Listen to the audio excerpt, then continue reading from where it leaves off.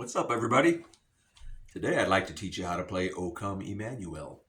This is also one of my favorites. I know I say that every time, but that's why I'm teaching you them, because they're my favorites, and I've got a lot of favorites. So here you go.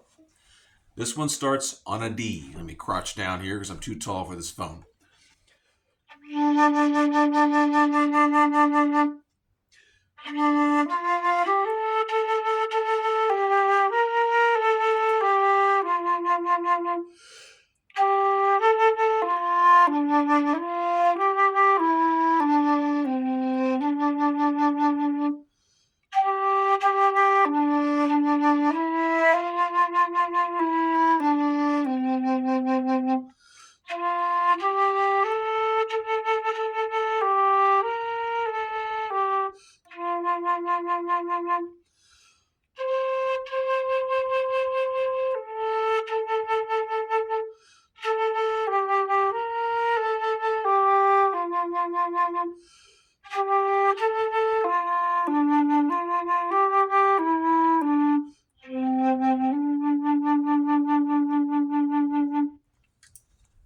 Merry Christmas.